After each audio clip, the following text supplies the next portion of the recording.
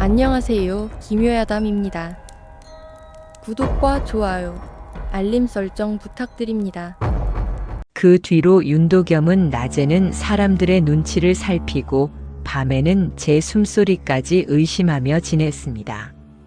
서쪽 자리의 까닭을 알아내겠다고 마음먹었으나 막상 길은 좀처럼 열리지 않았지요. 말을 아끼는 사람은 많았고 아는 것을 모른 채 하는 사람은 더 많았습니다. 서원은 원래 공부하는 곳이지만 사람이 모여 사는 곳인 이상 체면과 서열도 분명한 법이었어요. 도겸은 그제야 깨달았습니다. 어떤 일은 귀신이 무서워 감추는 것이 아니라 산 사람이 부끄러워 감추는 것이라는 사실을요. 그는 먼저 서고를 살펴보기로 했습니다. 오래된 유생명부나 곡식 출납 장부에라도 이름 하나 남아있을지 모른다고 여겼지요. 서고는 강당 뒤편에 붙어 있었습니다. 낮에도 서늘했고 문을 열면 묵은 종이 냄새와 먹 냄새가 섞여 올라왔어요. 먼지가 얇게 내려앉은 책값들이 벽을 따라 놓여 있었고 오래된 호적 비슷한 문서와 서원 규정책도 켜켜이 쌓여 있었지요. 도겸은 수업이 없는 틈마다 거기 드나들며 낡은 종이장을 넘겼습니다. 손가락에 침을 묻혀 장을 넘길 때마다 마른 소리가 났고 빛바랜 먹글씨는 군데군데 번져 있었습니다. 몇 해 전 유생들의 이름, 곡식 출납, 장작가, 기와 수리 내역은 보였어요. 그러나 정작 그가 찾는 이름은 보이지 않았습니다. 길복이든 다른 이름이든 서쪽 자리와 이어질 만한 흔적은 하나도 없었지요. 누락된 것인지 애초에 적히지 않은 것인지 알 수 없었습니다. 그날도 한참 문서를 뒤적이던 중이었어요. 문 밖에서 인기척이 들리더니 훈장에 조교 격인 유생 하나가 문턱에 섰습니다. 나이가 조금 더 많고 집안도 든든하여 서원에서 은근히 목소리가 센 사람이었지요. 이름은 최인수였습니다. 그는 도겸이 쌓아놓은 문서를 내려다보다가 천천히 물었습니다. 윤도겸, 자네 요 며칠 서고를 자주 드나드는 듯하네. 예. 예전 기록을 좀 살피고 있었습니다. 무슨 기록을 말인가? 동제 끝방에 대하여 오래된 이야기가 있는 듯하여 혹 이름이 누락된 이가 있나 살피는 중입니다. 인수는 웃지 않았습니다. 그저 잠시 말이 없었지요. 그 침묵이 더 서늘했습니다. 쓸데없는 일에 마음 쓰지 말게. 쓸데없는 일인지 아닌지는 알아본 뒤에야. 윤생, 인수의 목소리가 조금 낮아졌습니다. 서원에는 서원의 법도가 있네. 지나간 일을 괜히 들추면 괜한 말이 또 돌고 괜한 의심이 또 생기지. 공부하러 온 사람이 공부로 이름을 남겨야지 소문으로 이름을 남기면 되겠는가? 말은 타이르는 듯 했으나 뜻은 분명했습니다.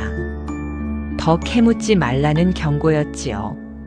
도겸은 반박하고 싶었으나 입을 다물었습니다. 그 자리에서 맞서는 것은 도움이 되지 않는다는 것을 알았기 때문입니다. 대신 그는 서고를 정리하며 조용히 고개만 숙였어요. 인수는 한참 그를 내려다보다가 돌아섰습니다. 문이 닫히자 서고 안은 다시 고요해졌으나 도겸의 손끝은 한동안 떨렸지요. 그날 저녁부터 방 안의 공기도 더 무거워졌습니다. 치성은 전보다 말을 아꼈고 다른 유생들도 도겸을 슬쩍 피하는 눈치였어요. 누가 일부러 멀리하는 것은 아니었으나 괜한 일에 함께 엮이고 싶지 않다는 마음쯤은 표정으로도 드러나는 법이지요. 도겸은 그 마음을 탓할 수 없었습니다. 다만 사람들 한가운데 있으면서도 혼자라는 느낌이 짙어졌습니다. 밤이 되자 그는 쉽게 눕지 못했습니다. 서쪽 벽 아래 앉아 손가락으로 창호틀에 희미한 긁힌 자국을 더듬었지요. 낮에 보았던 서고 문서들과 사람들의 얼굴이 번갈아 떠올랐습니다. 누군가는 분명 알고 있습니다. 그런데 왜 다들 모른 채 할까? 그 한 가지 생각이 머리에서 떠나지 않았어요. 간신히 몸을 뉘었을 때였습니다.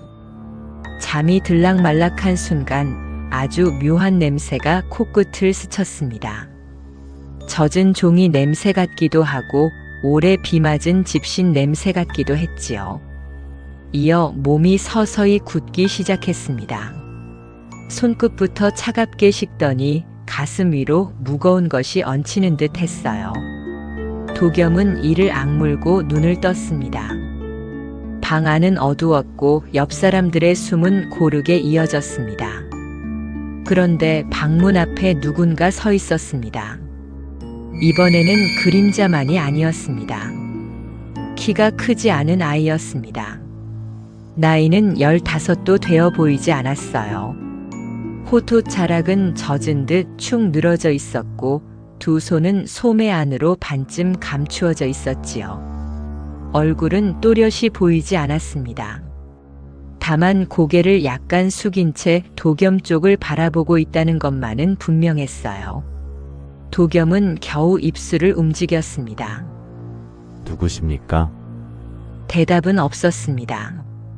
아이는 한 걸음 아주 천천히 앞으로 다가왔지요. 발소리는 없었습니다.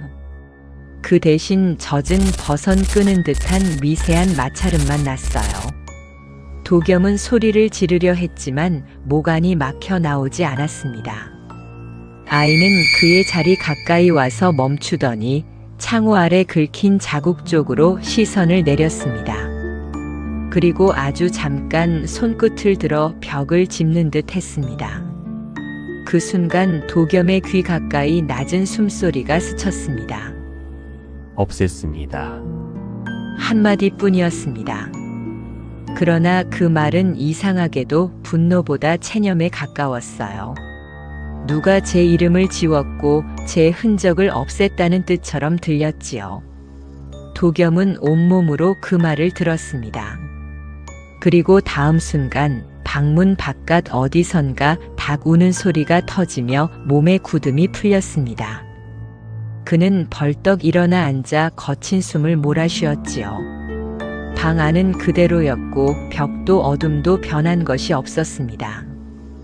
다만 창호 아래 손가락이 닿았던 자리 근처에 먼지가 살짝 문질러진 흔적만 남아 있었어요. 아침이 되자 도겸은 더 버티지 못하고 치성에게 지난밤 일을 털어놓았습니다. 치성은 얼굴빛이 굳더니 문을 한번 살피고 나서 낮게 말했지요. 윤형, 그만두십시오. 박형도 이제는 알지 않습니까? 단순한 헛것이 아닙니다. 안다고 하여 다 캐낼 수 있는 일이 아닙니다. 그럼 모른 채 하라는 말입니까? 치성은 입술을 깨물었습니다. 모른 채 하려는 것이 아니라 자칫하면 형께서도 찍힙니다. 어제 최인수 선배가 제게도 넌지시 말했습니다. 끝방 이야기로 서원 분위기 흐리는 자가 있으면 가만두지 않겠다고요. 그 말은 도겸에게 또 다른 위기였습니다. 그는 이제 밤의 기이함 뿐 아니라 낮의 노골적인 압력까지 견뎌야 했지요. 공부하러 들어온 서원에서 눈밖에 난다는 것은 단순히 불편한 일이 아니었습니다. 밥상 자리도 글 읽는 자리도 추천받을 기회도 모두 좁아질 수 있었어요. 가난한 선비에게 그것은 장래가 닫히는 일과 다르지 않았습니다. 그날 오후 도겸은 서원 뒤편의 작은 사당터를 혼자 찾았습니다. 지금은 제사를 거의 올리지 않아 풀이 무성한 곳이었지요. 사람 눈을 피해 생각을 정리하고 싶었습니다. 바람은 잔잔했고 햇빛은 따뜻했으나 마음은 자꾸만 어두운 데로 가라앉았습니다. 여기서 물러나면 편할 것입니다. 공부만 하면 됩니다. 모른 척하면 누구도 그를 건드리지 않을지 모릅니다.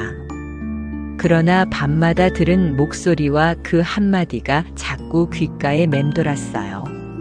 없앴습니다. 그는 그 말을 오래 곱씹었습니다. 이름을 없앤 것일까? 기록을 없앤 것일까? 아니면 사람 하나를 아예 없었던 일로 만든 것일까? 생각이 거기 닿자 그는 서고에서 보았던 빈칸 하나를 떠올렸습니다.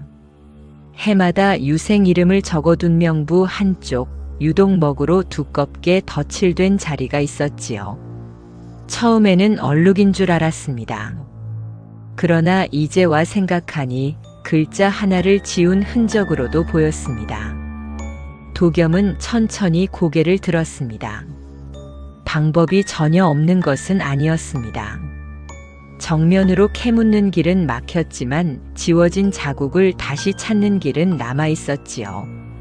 사람 입은 막혀도 글의 흔적까지 완전히 사라지지는 않는 법입니다. 서고만이 아니었습니다. 서원 바깥 옛 장부를 맡아보던 향리의 문서나 예전 허들의 실꾼 명단이 남은 곳이 있을지도 몰랐어요. 그는 사당 기둥에 기대 섰다가 이내 몸을 바로 세웠습니다. 겁이 사라진 것은 아니었습니다. 오히려 더 또렷해졌지요. 그러나 두려움이 곧 물러남을 듯하지는 않았습니다. 누군가 지워진 이름이 있다면 적어도 왜 지워졌는지는 알아야 한다는 생각이 들었어요. 그날 해질 무렵 도겸은 다시 서원으로 돌아오며 마음속으로 조용히 정했습니다. 밤에는 더 이상 벽만 바라보지 않겠다고. 낮에는 더 이상 남의 눈치만 보지 않겠다고.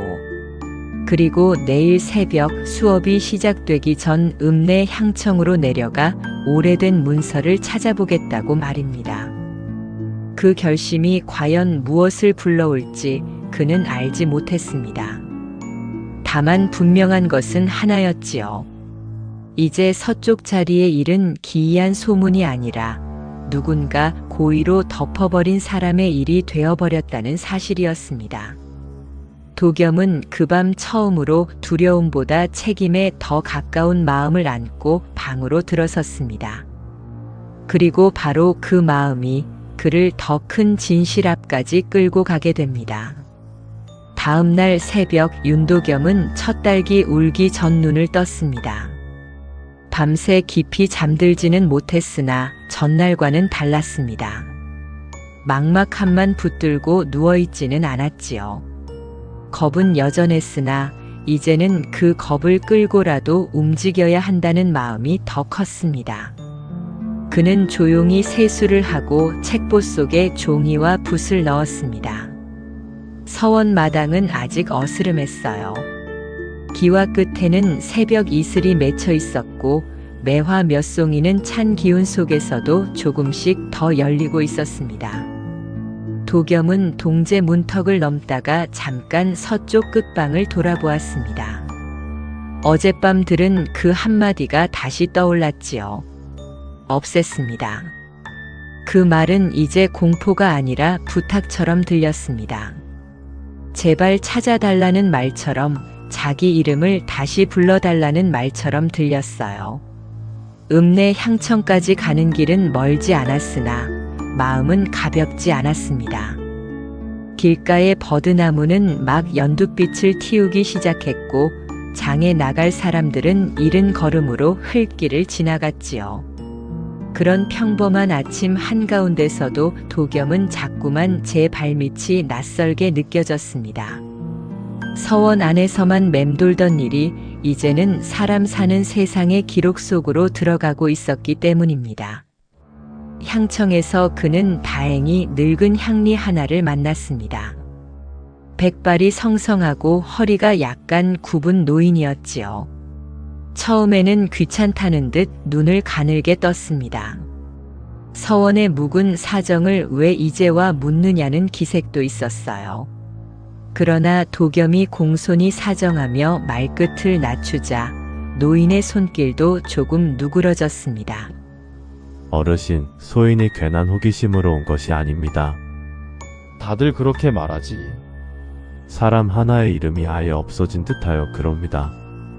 도둑으로 몰렸거나 죄를 뒤집어 쓴 이가 있었는지 확인하고 싶습니다. 노인은 붓대를 만지작거리다가 도겸을 한번 올려다보았습니다. 자네 그 아이를 아는가? 이름만 겨우 짐작할 뿐입니다. 이름을 알려고 여기까지 왔다면 아주 모르는 것도 아니구먼. 노인은 한참 뒤에야 뒤쪽 문서 더미를 꺼내 주었습니다. 서원에 드나들던 심부름꾼, 종자, 품꾼들의 명단과 곡식 출납이 뒤섞인 낡은 장부였어요. 먹이 번진 자국이 많고 종이 끝은 쥐가 갈근 듯 해져 있었지요. 도겸은 숨을 죽인 채 장을 넘겼습니다. 그러다 한 귀퉁이에서 마침내 멈추었어요. 길복. 작은 2글자였습니다. 또렷하지도 않았습니다. 누군가 위에 덧칠을 해놓아 절반쯤 죽은 글씨였지요. 그러나 완전히 사라지지는 않았어요. 그 아래에는 짧은 기록이 붙어 있었습니다. 장부 분실건으로 문초받음. 그리고 그 아래 아주 작게 다른 필체가 덧붙어 있었지요. 뒤에 장부가 곧 발견되었으나 기록을 고치지 않음. 도겸은 한동안 그 줄에서 눈을 떼지 못했습니다. 분노가 먼저 치밀지는 않았습니다. 오히려 가슴이 천천히 저려왔지요. 누군가 결백했으나 아무도 바로잡지 않았다는 뜻이었으니까요. 사람 하나를 억울하게 만들어 놓고 체면 때문에 그대로 덮어버린 일이었습니다. 노인이 낮게 말했습니다. 그 아이 말수 적고 손이 야무졌지. 글도 좀 읽을 줄 알아 서원 심부름하면서 틈틈이 글자 익혔다 하더군. 그런데 어찌긴.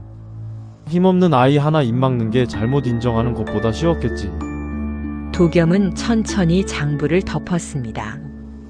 그 말은 무겁지만 이상할 만큼 사실답게 들렸습니다. 세상은 늘 큰 악의로만 망가지는 것이 아니지요. 부끄러움을 감추려는 작은 비겁함이 쌓여 사람 하나를 끝내 구석으로 몰기도 하는 법입니다. 향청을 나설 때 도겸은 정중히 허리를 숙였습니다. 알려주셔서 감사합니다. 노인은 고개를 끄덕였습니다. 감사할 것까진 없네. 다만 자네가 물었으니 대답한 것이지. 잠시 후 노인은 한마디를 더 보탰습니다. 허나 젊은이. 이름을 찾는 일은 시작일 뿐이네. 사람들 앞에서 다시 불러주는 일은 더 어렵지. 그 말은 돌아오는 길 내내 도겸 곁에 붙어 있었습니다. 서원으로 돌아오자 박치성이 먼저 그를 맞았습니다. 아침 수업에 도겸이 보이지 않아 걱정했던 눈치였지요. 치성은 말없이 그의 얼굴부터 살폈습니다. 도겸은 책보에서 종이 한 장을 꺼내 보였습니다. 치성의 눈이 커졌어요. 찾으셨습니까?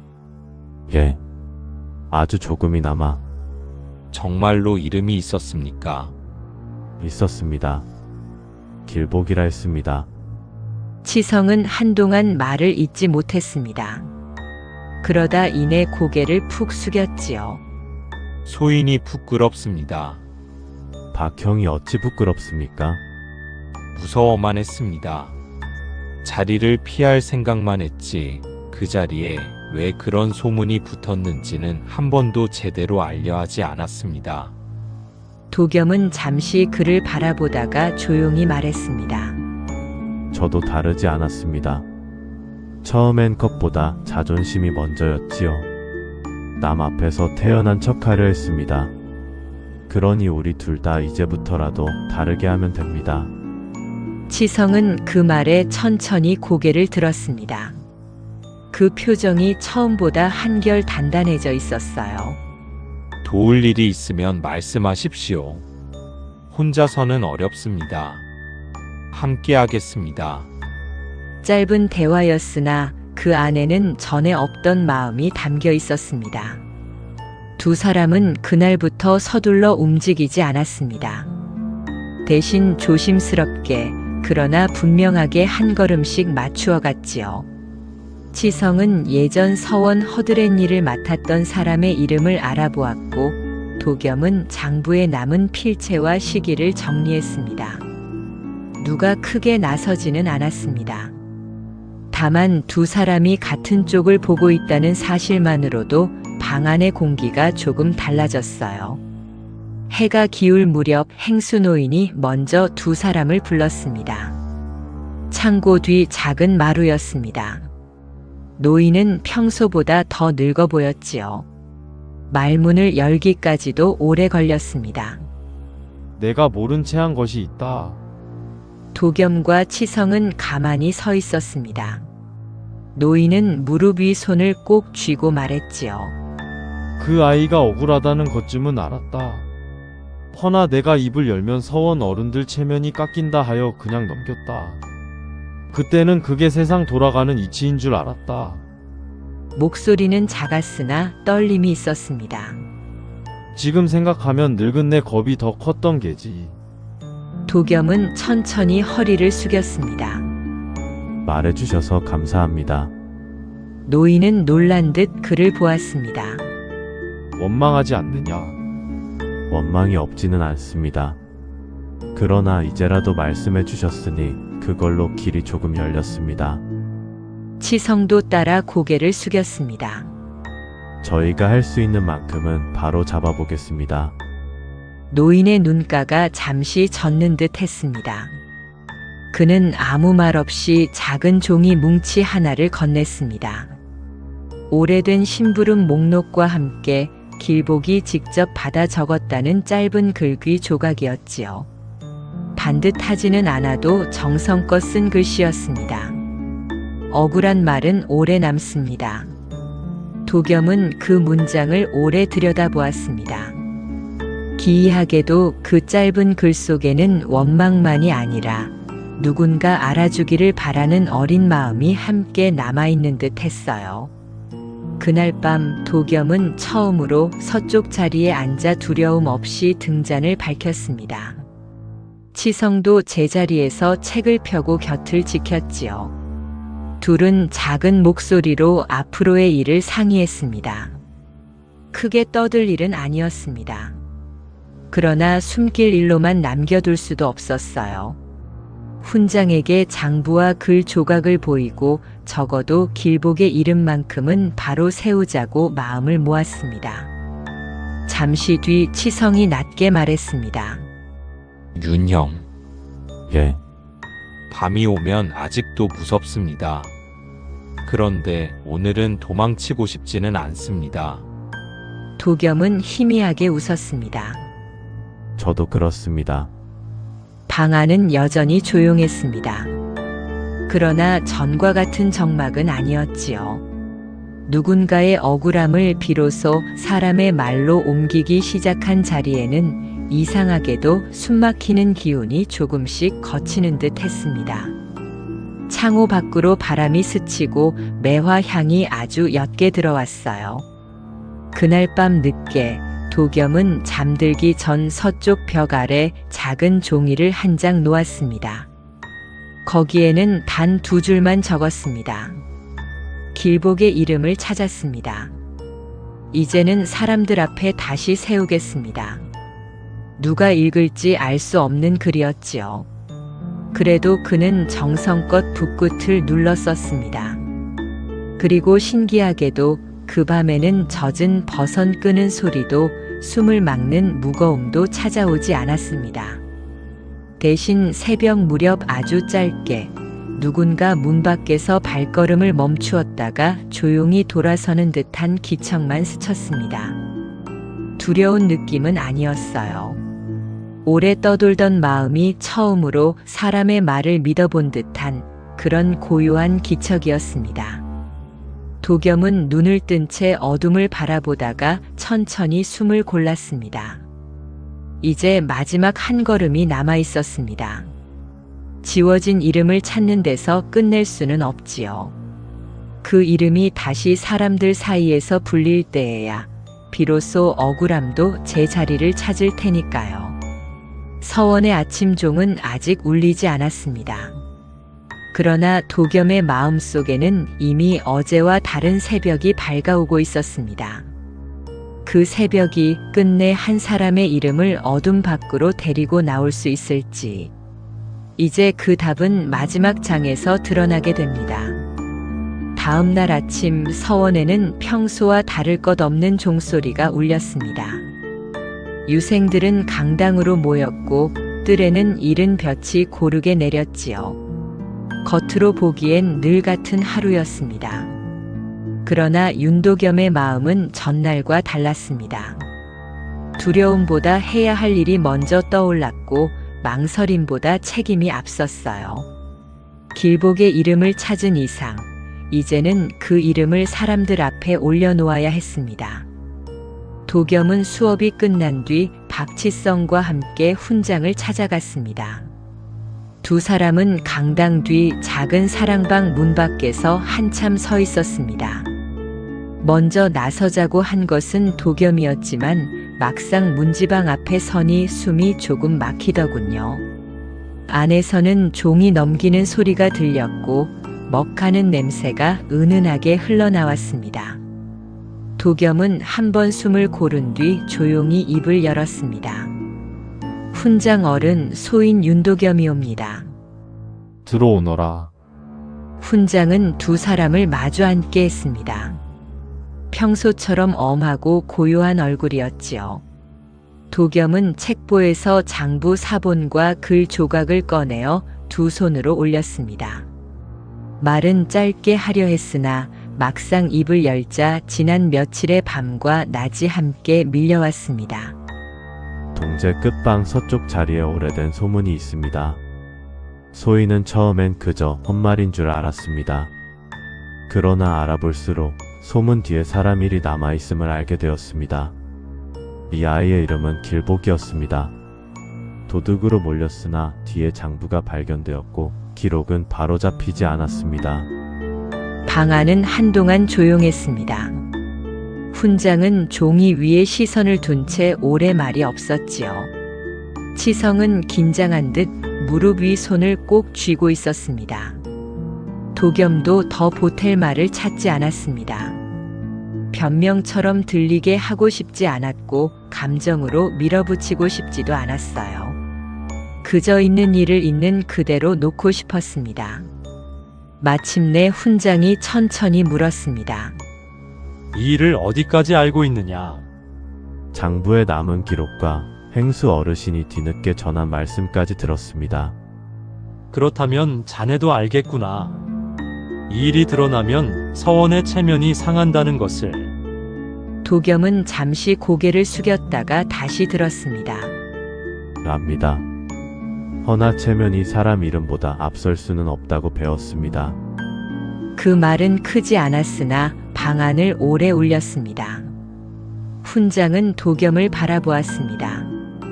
그 시선이 차갑기만 하지는 않았지요. 오히려 오래 묵은 피로와 부끄러움이 함께 담겨 있었습니다. 그는 눈을 감고 한참 앉아 있다가 낮게 말했습니다. 그때 나는 부원장이 아니었다. 허나 이 서원에 있었고 일이 덮이는 것도 보았다. 나 또한 끝까지 따지지 못했다. 목소리는 차분했지만 뒤늦은 자책이 배어 있었어요. 젊은 날에는 배움이 사람을 바르게 만든다고 믿었는데 세월이 흐르니 사람들은 배운 것으로 제 허물부터 가리더구나. 도겸과 치성은 아무 말도 하지 않았습니다. 그 침묵이 오히려 훈장에게는 더 아프게 닿는 듯 했지요. 훈장은 마침내 장부를 다시 펼쳐 들었습니다. 그리고 단호하게 말했습니다. 이 일은 바로 잡아야겠다. 그날 저녁 서원 강당 앞에 유생들이 다시 모였습니다. 크게 떠들썩한 자리는 아니었어요. 훈장이 먼저 짧게 말문을 열었고 행수노인도 뒤에 섰습니다. 누구를 벌주겠다거나 지난 날을 크게 뒤집겠다는 뜻은 아니었습니다. 다만 잘못된 기록을 바로 세우고 이름 하나를 제자리에 돌려놓겠다는 자리였지요. 훈장은 사람들 앞에서 길복의 이름을 또렷이 읽었습니다. 그리고 장부가 뒤늦게 발견되었음에도 기록을 고치지 않은 것이 서원의 부끄러움이었다고 인정했습니다. 몇몇 유생은 놀란 얼굴을 했고 몇몇은 끝내 고개를 들지 못했지요. 최인수 역시 뒤편에 서 있었는데 처음과 달리 더는 아무 말도 하지 않았습니다. 대신 모두가 보는 앞에서 조용히 앞으로 나와 고개를 숙였습니다. 소인이 선배들의 체면만 먼저 생각했습니다. 그 말은 짧았으나 진심이 담겨 있었어요. 윤생에게도 박생에게도 미안합니다. 치성은 그 말을 듣고 잠깐 눈을 깜빡였습니다. 아마 그런 사과를 기대하지는 않았을 것입니다. 도겸 역시 바로 대답하지 못했지요. 그러나 잠시 뒤 그는 천천히 허리를 숙였습니다. 저희도 원망만 하려는 것은 아니었습니다.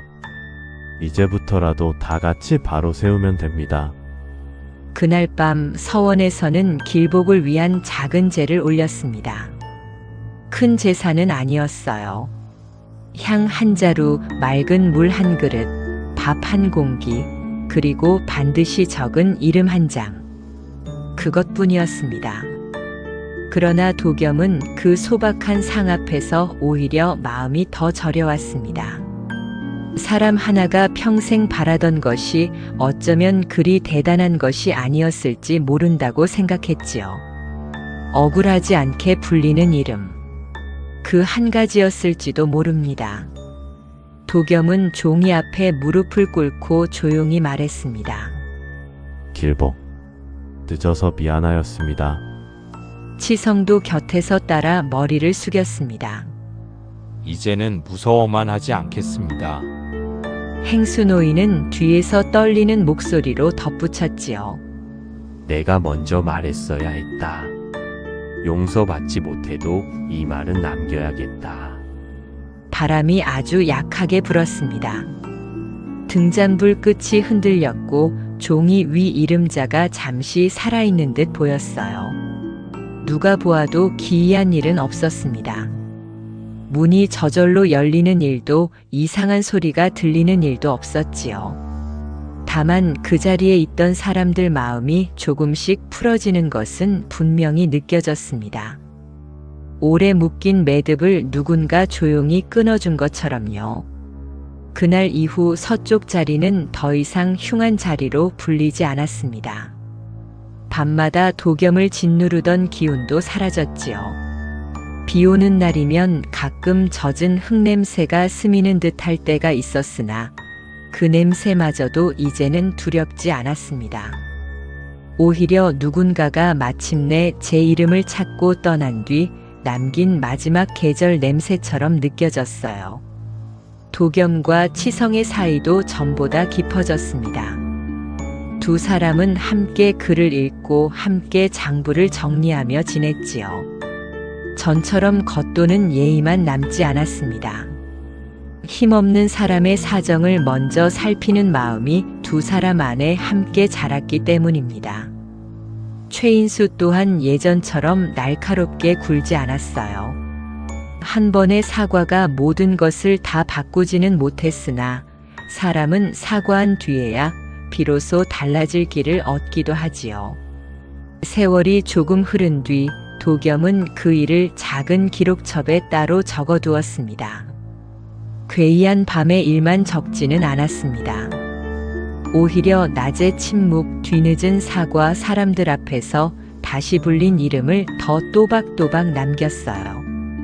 귀신이 나타난 일보다 산 사람이 잘못을 인정한 일이 더 오래 남아야 한다고 여겼기 때문입니다. 훗날 그는 서원을 떠나 다른 고을에서 아전 일을 돕게 됩니다.